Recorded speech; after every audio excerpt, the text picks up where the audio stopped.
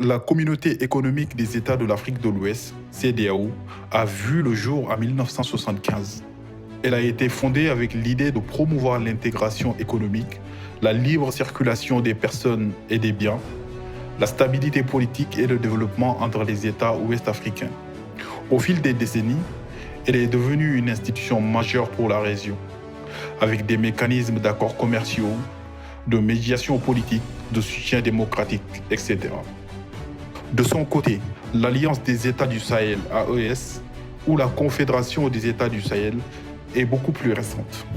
Elle a été officiellement créée le 16 septembre 2023 entre le Mali, le Niger et le Burkina Faso. Ces trois pays gouvernés par des régimes de transition issus de coups d'État entre 2020 et 2023. Ils ont décidé de se rapprocher pour faire face à des défis communs. L'insécurité, notamment le terrorisme djihadiste, la violence. En 2020, 2021, 2022 et 2023, plusieurs États sahéliens ont été touchés par des coups d'État. Le Mali, le Burkina Faso et le Niger. Ces régimes de transition ont souvent été en désaccord avec la CEDEAO sur la manière de gérer les transitions, les calendriers, les demandes de rétablissement du civisme constitutionnel.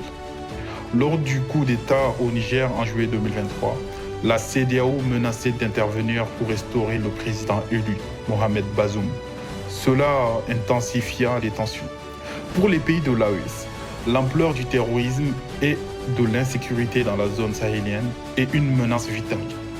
Ils estiment que la CEDEAO n'a pas pu les soutenir efficacement, ni les protéger, ni les proposer des actions adaptées.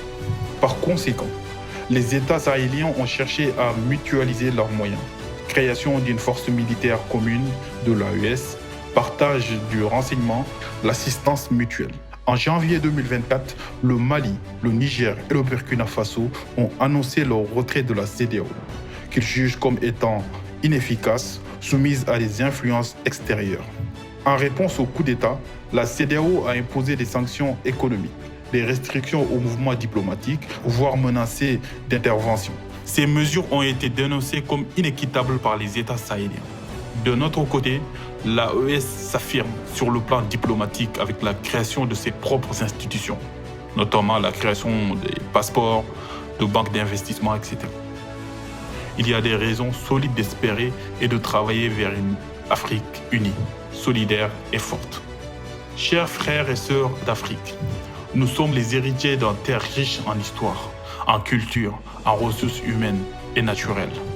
Nous avons traversé des siècles de colonialisme, de frontières tracées par d'autres, d'ingérences externes, des crises sanitaires, économiques, sécuritaires. Et pourtant, à chaque fois, nous avons tenu bon. Nous avons la résilience dans le cœur et la volonté d'imposer notre destin. Aujourd'hui, les tensions entre différents blocs, entre ceux qui tentent de réformer, ceux qui revendiquent une nouvelle souveraineté, ceux qui défendent des institutions classiques, ne doivent pas devenir la source d'une division définitive. Osons le dialogue.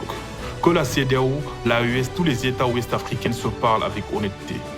Que l'on reconnaisse la blessure d'hier, la frustration légitime, mais aussi les espoirs communs. Aucun État ne peut surmonter seul les défis du terrorisme, du changement climatique, de la pauvreté. Mutualiser les moyens, partager les idées, s'aider mutuellement. Réaffirmons la souveraineté vraie, notre capacité à choisir ce qui nous unit plutôt ce qui nous divise, à bâtir des institutions qui nous rassemblent, à décider de nos partenariats sans subir.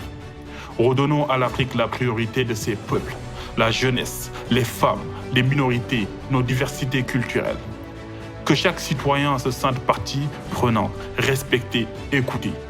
Construisons un projet panafricain renouvelé, non centré sur les rivalités politiques, mais sur le vivre ensemble, le progrès humain, la justice sociale, la paix durable. Nous pouvons transformer les tensions en tremplin. L'Afrique a besoin aujourd'hui, non d'une fracture supplémentaire, mais d'un pont d'unité.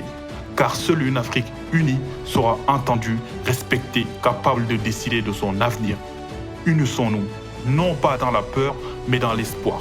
Non pas par la contrainte, mais par la conviction. Que l'histoire reconnaisse ici, non nos divisions, mais notre audace de bâtir, notre force de rassembler.